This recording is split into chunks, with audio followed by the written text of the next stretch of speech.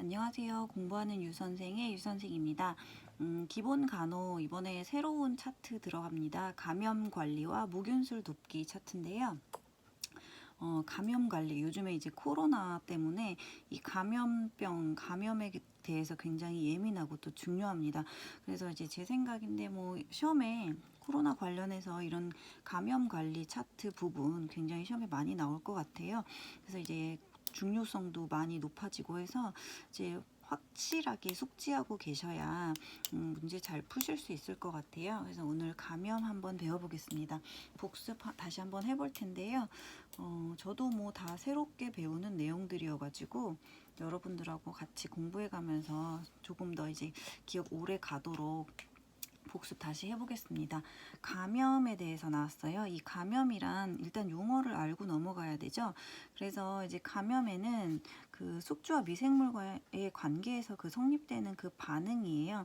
그래서 이제 이런 세 가지로 구분을 해 놓았는데요. 오염이 있습니다. 이 오염이라는 거는 그 이제 미생물이 숙주에 들어와 가지고 그 숙주 안에서 증식은 못하고 바로 일시적으로 그냥 조금만 생명을 유지하다가 손 씻기 등에 의해서 바로 사라져 버리는 거죠. 그래서 숙주 내 증식은 못하고 손 씻기로 제거될 수 있는 걸 오염이라고 하고요.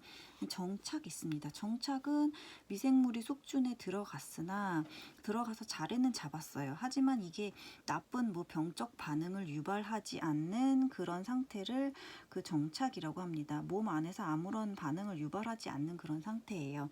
그다음에 감염은 이제 말 그대로 미생물이 숙주내에 정착을 했어요. 정착을 해서 자리를 잡았는데 이게 인체에 영향을 미치는 거죠. 그래서 이게 증상이 나타나는 현성 감염과 그 증상이 나타나지 않는 불연성 감염으로 두 가지로 또 분류를 하게 됩니다. 이런 기본적인 그 지식을 바탕으로 다시 한번 감염에 대해서 다시 자세하게 얘기해 보겠습니다. 감염에서는 감염을 진단을 어떻게 하냐 해서 진단법에 대해서 나와 있어요. 많이 들어보셨을 거예요. 배양하고 항체 검출법이 있습니다. 배양은 이제 컬처라고 해가지고 보통 블러드 컬처하고 유린 컬처, 그래서 그 혈액을 배양하거나 그 소변을 배양하는 방법 두 가지가 있다고 합니다. 그래서 병원 뭐 실습 나가시면 블러드 컬처, 유린 컬처 이런 말씀 많이 들어보신다고 해요. 그래서 저도 기억해 놨는데요. 그 다음은 이제 항체 검출 방법이 있습니다. 기본적으로 그 항체 검출에 그 쓰이는 용어들을 좀 알고 넘어가야 될 것 같아서 이제 적어봤어요. 항체 검출에 있어서 이제 안티젠, 안티바디 이런 말 많이 들어보셨을 거예요. 그래서 이 안티젠은 말 그대로 이제 적군, 그 나쁜 균입니다. 그래서 항원이라고 할 수 있고요. 안티바디는 이제 아군이라 해서 항체라고 표현을 한번 해볼 수가 있어요. 그래서 이제 만약에 뭐 HBsAg 그다음에 HBsAb라고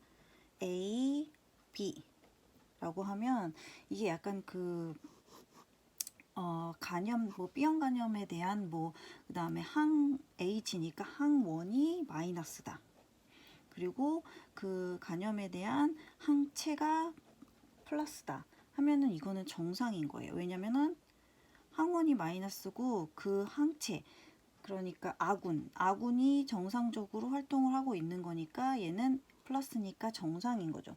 근데 거꾸로 얘가 항원, 적군이 플러스고 그 항체가 마이너스면은 그 적군에 대한 아군의 그 면역력이 없는 거예요. 그래서 얘는 이제 B형 간염이 걸린 거죠. 그리고 만약에 그 안티젠, 항원도 마이너스고 얘도 안티바디, 항체도 없는 거예요. 그러면은 그 B형 간염에 대한 그 B형 간염이 아직 적군도 들어오지 않고 아군도 그 적군에 대한 항체가 없으니까 이때는 이제 예방주사를 맞음으로써 들어올 거를 예방해서 플러스를 시켜줘야 되는 거죠. 그러니까 뭐 이런 식으로 이제 표현이 되는 거거든요. 그래서 이 항체 검출, 항원 항체에 의한 항체 검출 방법이 또 진단법으로 있겠습니다. 그 다음에 이제 병원 감염 관리예요. 이제 병원의 감염에 그 중요한 게 병원 감염 많이 들어보셨을 거예요. 이 병원 감염은 병원 환경이나 의료기구를 통한 감염을 말합니다. 그래서 입원 중에 발생한 모든 감염을 의미하는데요. 여기서 이제 병원 감염으로 예를 들 수 있는 게 4가지예요. 그래서 이 4가지 기억하실게요. 수술 후 창상 감염이나 폐혈증, 폐렴, 그리고 요도 감염이 병원 감염의 예로 들어갑니다. 이 4가지는 좀 기억을 하시고요. 그다음에 그 병원 감염 관리의 표준 예방 지침이 있어요. 이 감염 관리를 함에 있어서 기본 원칙이다 하고 정해 놓은 건데요. 그다음에 거기에 보면은 뭐 손상된 피부의 점막은 뭐 여러 번 사용하면 안 된다는 거죠. 깨끗이 해가지고 뭐 가까운 곳에 모든 소독 약품 준비한 다음에 드레싱 과정에서는 소독면 하나로 한 번씩 닦고 버린다 뭐 이런 내용이고요. 그다음에 요도 감염 부분에서는 요도 감염은 이제 병원 감염 중에서 가장 흔한 형태로서 그 전체 병원 감염의 30%를 차지한대요. 이게 굉장히 많은 그 경우의 수가 있는 것 같아요. 그래서 이제 그 빈도가 제일 많아서 전체적으로 봤을 때는 이제 사망이나 이완에 큰 영향을 미친다고 합니다. 그다음에 혈액 감염이 있어요.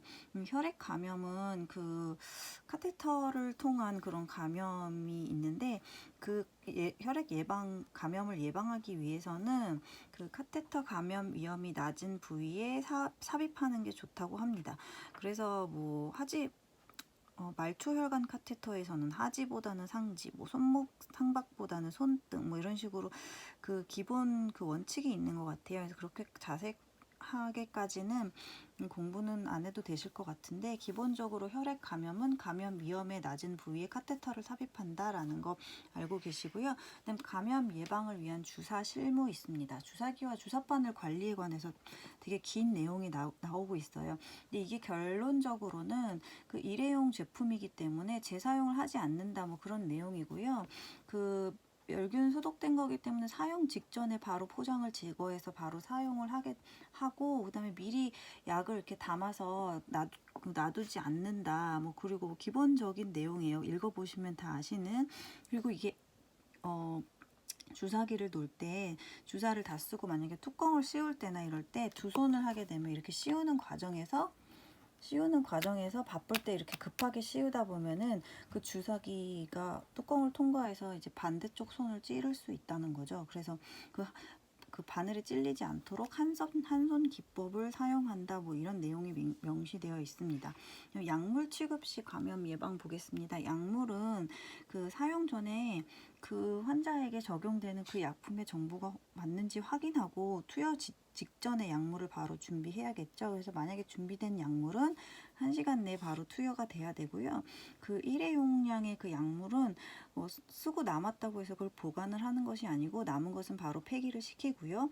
다회 용량으로 쓸 수 있는 것은 잘 이제 그 나눠서 쓴 다음에 개봉 시에 그 유효 기간이나 명시 같은 걸 라벨링을 해서 보관을 잘 해야 될 것 같습니다. 그다음에 여기서 중요한 건 이제 다제 내성균이라고 나옵니다. 다제 내성균에 대한 감염 관리인데요. 이 다제 내성균은 이제 어떤 것이냐, 이게 부적절한 항균제 사용으로 인해서 그 항균제에 대한 내성이 점차 증가돼서 나타나는 균입니다. 이 다제 내성균이라는 게. 그래서 이게 제일 이제 격리 대상이 되는 거죠. 이게 되게 감염이 심한 그 병인 것 같아요. 그래가지고 뭐 방코마이신 내성균이라든지 아니면은 뭐 다제성 녹농균, MRPA, 뭐 MRSA, 그다음에 VRE 이렇게 종류가 여러 가지가 있는데요. 책에서는 뭐 VRE 정도가 자세하게 나와 있습니다. 방코마이신 내장성 알균이라고 하는데 이게 제일 독한 그 항생제래요. 그래가지고 그 방코마이신 내장성 알균이 1차적으로 격리 대상이 되는 그 감염인데요. 이런 균에 걸린 환자들은 1차적으로 환자를 격리시켜야 돼요. 그래서 그게 1인실이나 코호트 격리라고 해서 그 비슷한 병을 앓고 있는 사람들끼리 따로 모아놓는 그런 코호트 격리법을 사용해서 격리를 일단 시켜야 되고요. 이런 환자는 격리를 시킨 다음에 의료진들이 이 환자를 치료할 때는 반드시 장갑, 뭐 코로나19 생각하시면 될 것 같아요. 장갑, 가운, 마스크, 눈 보호구 착용하고요. 반드시 치료 후에는 손 씻기를 통해서 감염을 예방해야 되고, 그다음에 이 환자들에게 사용했던 각종 의료기구, 이런 것들은 분리해서 다른 환자와 같이 사용되지 않도록 분리 사용하게끔 해야 되고, 그 다음에는 방문객을 또 제한하면서, 그 다음에 뭐 세탁물, 이 환자들이 뭐 사용한 세탁물은, 그 오염 세탁물은 뭐 바로 폐기 처분을 하던가 의료 폐기물도 적절하게 폐기 처리 잘 해가지고 감염을 예방해야 된다고 합니다. 그래서 오늘은 저는 이제 여기까지 배웠는데요. 감염 부분이어가지고 요즘 또 그런 정서에도 비슷한 부분이 많아서 굉장히 중요하게 다루고 있습니다. 그래서 좀 자세하게 들여다보실 필요성이 있을 것 같고요. 또 다음 시간에 감염 연결해서 계속 수업도 복습 진행해 보도록 하겠습니다. 오늘 감염관리 시청해 주셔서 감사합니다.